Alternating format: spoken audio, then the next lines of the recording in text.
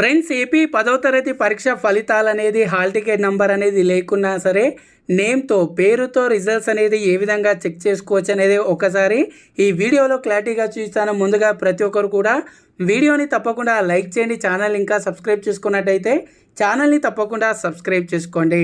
So friends, ఇప్పుడు మీరు ఏదైతే వెబ్సైట్ అయితే చూస్తున్నారో ఇదే వెబ్సైట్లో ఇక్కడ చూడవచ్చు. దీనికి సంబంధించిన డైరెక్ట్ లింక్ అనేది వీడియో కింద డిస్క్రిప్షన్లో ఇస్తాను. ఇక్కడ మీరు మీ రూల్ నంబర్ లేదా మీ నేమ్ ఇక్కడ ఏదైతే ఎంటర్ నేమ్ అని ఉందో ఇక్కడ డైరెక్ట్గా మీరు మీ పేరు అనేది ఎంటర్ చేసి గో మీద క్లిక్ చేసినట్టయితే ఆ నేమ్తో ఉన్న రిజల్ట్స్ అన్నీ కూడా రావడం అయితే జరుగుతుంది. డైరెక్ట్గా ఇక్కడ మీరు గెట్ ఏదైతే ఉందో దాని మీద క్లిక్ చేసినట్టయితే నేమ్తో రిజల్ట్స్ అనేది డైరెక్ట్గా ఓపెన్ అయితే అవ్వడం అయితే జరుగుతుంది.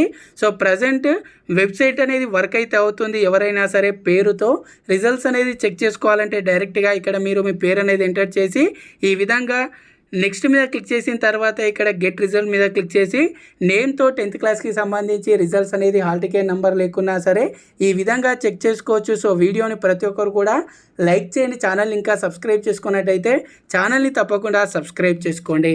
Thanks for watching. జై హింద్.